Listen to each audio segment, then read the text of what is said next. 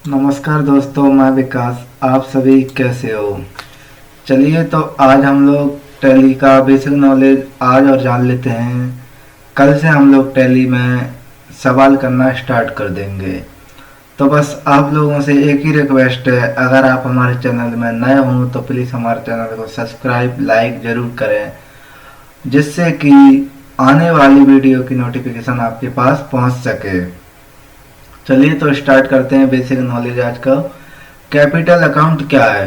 एक बिजनेस को स्टार्ट करने के लिए उसमें जो पूंजी लगाई जाती है उसे हम पूंजी खाता यानी कैपिटल अकाउंट कहते हैं। सामान्य भाषा में समझ लेते हैं, जैसे कि जब हम बिजनेस को स्टार्ट करने के लिए जो भी सामान खरीदते हैं स्टार्ट करने के लिए, तो उसे हम कैपिटल अकाउंट में डालते हैं। अब है दूसरा, लोन लायबिलिटीज क्या है? जब हम बिजनेस के लिए किसी प्रकार का कोई लोन लेते हैं तो उस अकाउंट को लोन लायबिलिटीज में रखते हैं। यानी कि जब भी हम बैंक से लंबे समय के लिए कोई लोन लेते हैं तो उस लोन को हम किस में डालते हैं? लोन लायबिलिटीज के अंडर में डालते हैं। अब है करंट लायबिलिटीज क्या है? जब हम कम समय के लिए किसी प्रकार का कोई उधार लेते हैं तो इस प्रकार के अकाउंट करंट लायबिलिटीज के अंतर्गत आते हैं।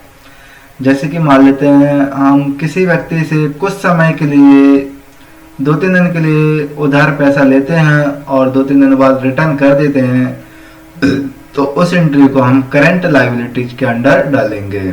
अब है फिक्स एसेट्स। एक बिजनेस को चलाने के लिए हमें कई प्रकार की स्थायी संपत्तियां खरीदनी होती हैं, जैसे computer, telephone, AC, furniture, etc, और इन संपत्तियों का आसानी से लेन देन भी नहीं किया जा सकता है, तो इस प्रकार के अकाउंट को फिक्स एसेट्स में रखते हैं। जैसे कि मान लेते हैं हम बिजनेस स्टार्ट करने के लिए या बिजनेस को शुरुआत करने के लिए हम जो भी सामान खरीदते हैं, जैसे कि कंप्यूटर हो गया, टेलीफोन हो गया, तो उसको हम फिक्स असेट्स में डालेंगे। उसके लिए हम एक्सपेंसेस नहीं समझेंगे, वो पर्सनल अकाउंट है। अब है इन्वेस्टमेंट अकाउंट। जब हम लाभ कमाने के पर्पस से बिजनेस के पैसे को कहीं पर निवेश करते हैं तो उसका खाता इन्वेस्टमेंट अकाउंट के अंतर्गत खोलते हैं, जैसे long term investment, FD, shares, mutual fund, ATC.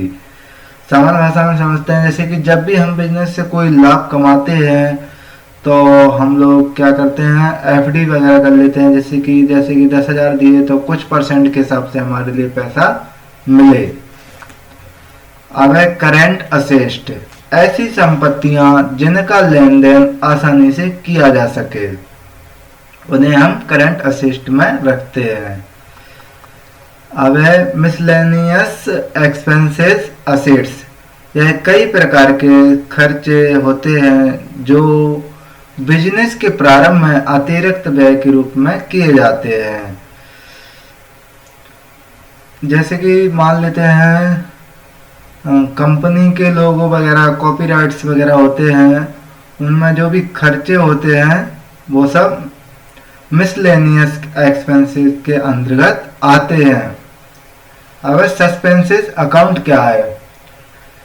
कभी कभी हम टैली में कुछ एंट्री करना भूल जाते हैं तो उसकी वजह से हमारी फाइनेंशियल रिपोर्ट गलत आ जाती है, तो तब हम उस समय की धनराशि को सस्पेंसेस अकाउंट में डाल देते हैं।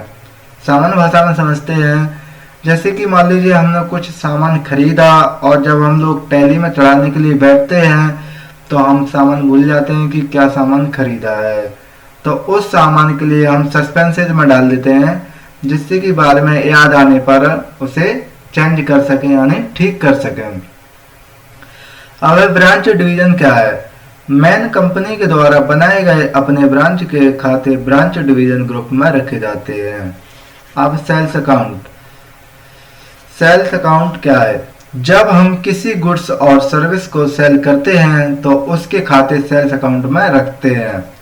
यानी कि सामान्य भाषा में जब भी हम कोई माल खरीदते हैं और उसके लिए सेल करते हैं तो वो जो माल हम सेल करते हैं उन माल को हम सेल्स अकाउंट के अंडर में डालते हैं। अब है परचेज अकाउंट। जब हम किसी गुड्स को सेल करने के लिए खरीदते हैं तो उसे परचेज अकाउंट में रखते हैं। अब है डायरेक्ट इनकम क्या है? सभी प्रकार के प्रत्यक्ष आय जो मुख्य व्यापार से आती है उसे हम डायरेक्ट इनकम में रखते हैं। इनडायरेक्ट इनकम क्या है? सभी प्रकार के अप्रत्यक्ष आय जो व्यापार से आती है, जैसे डिस्काउंट हुआ, कमीशन हुआ, ईटीसी हुआ, उसे हम इनडायरेक्ट एक्सपेंसेस में इनडायरेक्ट इनकम में रखते हैं। अब डायरेक्ट एक्सपेंसेस क्या है? ऐसे खर्चे जो रेगुलर बेसिस पर नहीं होते, जैसे ट्रांसपोर्ट, मैन्युफैक्चरिंग एक्सपेंसेस, ईटीसी, इस तरह के अकाउंट को डायरेक्ट एक्सपेंसेस में रखते हैं। अब है इनडायरेक्ट एक्सपेंसेस क्या है? सभी प्रकार के अप्रत्यक्ष व्यय जो रेगुलर बेस पर होते हैं उनके खाते इनडायरेक्ट एक्सपेंसेस के अंतर्गत बनाए जाते हैं, जैसे कि रेंट एक्सपेंसेस हुआ, सैलरी एक्सपेंसेस हुआ, डिस्काउंट एक्सपेंसेस हुआ। सामान्य भाषा में समझते हैं, जैसे कि जब भी हम किसी व्यक्ति के मकान में रहते हैं तो उसका हम रेंट देते हैं, या हम किसी व्यक्ति से अपना कुछ भी काम करवाते हैं तो सैलरी देते हैं, तो वो सब इनडायरेक्ट एक्सपेंसेस के अंडर आएगा। अब रिजर्व सरप्लस क्या है? लाभ से बनाए जाने कॉस्ट के खाते रिजर्व सरप्लस बनाए जाते हैं। बैंक ओवरड्राफ्ट क्या है? जब बैंक जमा से अधिक राशि देने लगे तो उसको बैंक ओवरड्राफ्ट कहते हैं, जब हम बैंक में ओडी लिमिट बनवाते हैं। अब सेक्योर लोन क्या है? सभी प्रकार के सुरक्षित ऋण के खाते सेक्योर लोन के अंतर्गत बनाए जाते हैं, जैसे कि home loan, gold loan, car loan. सामान्य भाषा में समझते हैं, जैसे कि जब हमारे लिए किसी चीज की, मान लेते हैं कुछ चीज में पैसे की अर्जेंट जरूरत होती है तो हम घर पे ही हम लोन निकलवा लेते हैं, गोल्ड यानी आभूषणों पर लोन निकलवा लेते हैं, कार पे भी लोन निकलवा लेते हैं।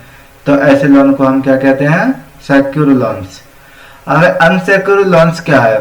सभी प्रकार के असुरक्षित ऋण अनसेक्योर लोन के अंतर्गत बनाए जाते हैं, जैसे कि personal loan, business loan, credit card, credit limit. यानी कि अनसेक्योर लोन हम उन्हें कहते हैं जो कि हम अपने पर्सनल यूज के लिए लोन ले रहे हो या बिजनेस चलाने के लिए लोन ले रहे हो। अब ड्यूटीज टैक्स क्या है? सभी प्रकार के करों के खाते ड्यूटीज टैक्स के अंतर्गत बनाए जाते हैं, जैसे कि जीएसटी हुआ, टीडीएस है, वेट है। जब भी हम लोग कुछ भी सामान खरीदते हैं तो उस पर गवर्नमेंट जीएसटी लगाती है, टीडीएस, वेट हुआ। अब प्रोविजन क्या है? सभी प्रकार के किए गए प्रावधान के खाते प्रोविजन के अंतर्गत बनाए जाते हैं, जैसे कि वेतन के लिए प्रावधान, किराए के लिए प्रावधान। अब सन्ड्री क्रेडिटर्स क्या है? बिजनेस में जब हम माल गुड्स से यानी किसी के उधार परचेज करते हैं या किसी और प्रकार का कोई उधार लेते हैं तो उसका अकाउंट सन्ड्री क्रेडिटर्स के अंतर्गत आते हैं। जैसे कि सामान्य भाषा में मान लेते हैं, जब भी हम कोई माल खरीदते हैं तो जब हम जो भी माल को खरीदते हैं तो उस एंट्री को हम सन्ड्री क्रेडिटर्स के अंडर डालेंगे। अब सन्ड्री डेब्टर्स क्या है? बिजनेस में जब हम माल को किसी से उधार सेल करते हैं या किसी और का प्रकार उधार देते हैं तो उसका अकाउंट सन्ड्री डेब्टर्स के अंतर्गत ओपन होता है। सामान्य भाषा में जब भी हम कोई माल मानी खरीदते हैं, खरीदने के बाद जो भी माल हम सेल करते हैं तो उस सेल के माल को हम सेल्स अकाउंट में डालेंगे, यानी सन्ड्री डेब्टर्स में डाल देंगे। अब डिपॉजिट असेस्ट क्या है? जब हम किसी वस्तु के लिए सिक्योरिटी के रूप में पैसा जमा करते हैं तो उस अकाउंट को डिपॉजिट असेस्ट में रखते हैं। लोन एडवांस असेस्ट क्या है? जब हम किसी को एडवांस के रूप में पैसा देते हैं तो उसे हम इस अकाउंट में रखते हैं। कैश इन हैंड क्या है? यह ग्रुप सभी प्रकार के कैश के लिए इस्तेमाल किया जाता है। स्टॉक इन हैंड क्या है? यह ग्रुप स्टॉक के लिए होता है। बैंक अकाउंट क्या है? सभी प्रकार की बैंक के खाते बैंक अकाउंट ग्रुप के अंतर्गत खोले जाते हैं।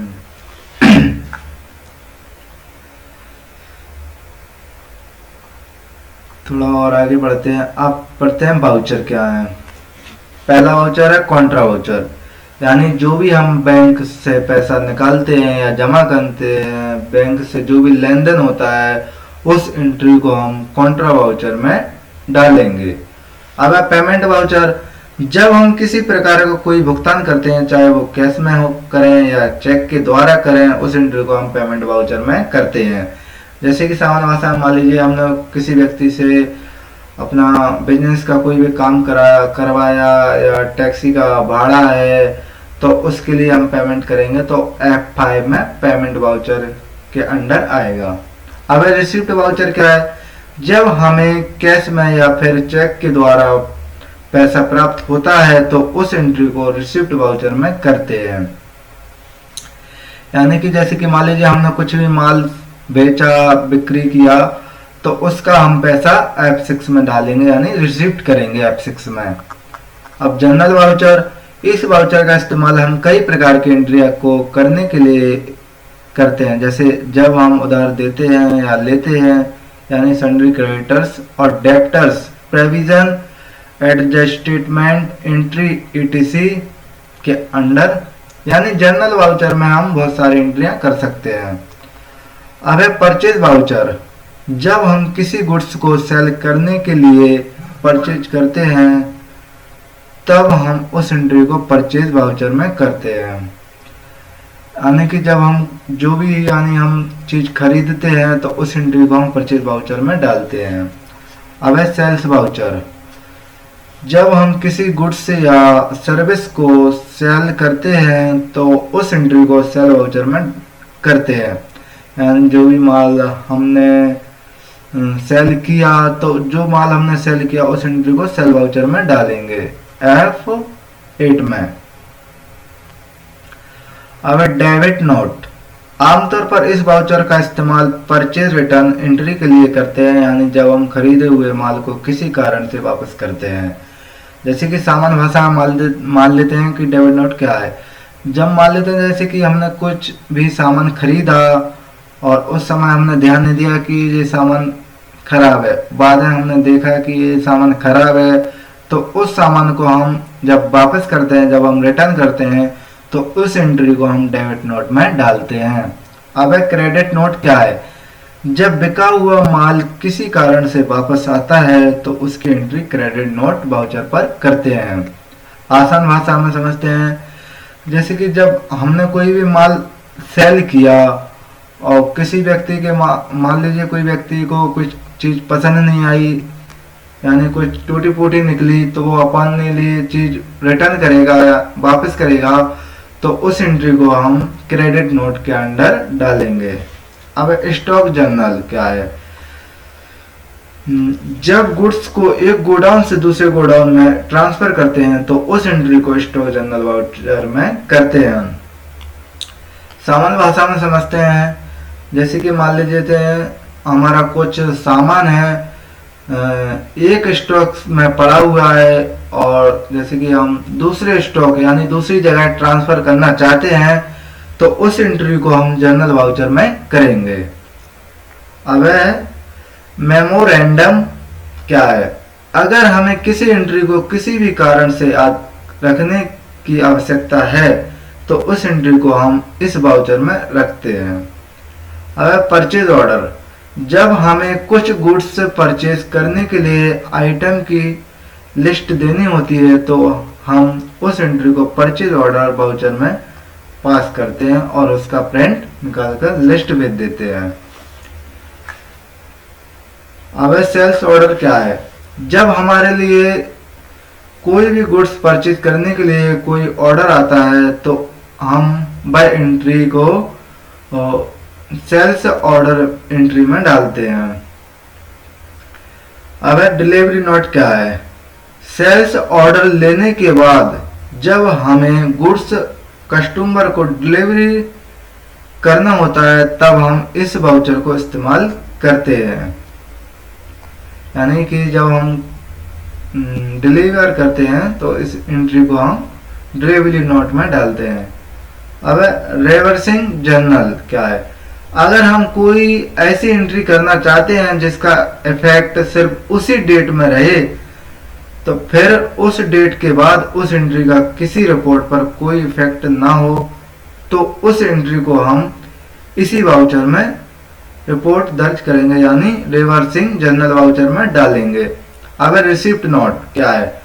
सुप्लियर को परचेज ऑर्डर देने के बाद जब हमें वो गुड्स प्राप्त हो जाती है तब उसकी एंट्री हम इसी वाउचर पर करते हैं, यानी रिसिप्ट नोट पर करते हैं। तो चलिए वीडियो ज़्यादा लंबी हो रही है तो नेक्स्ट वीडियो में फिर मिलते हैं।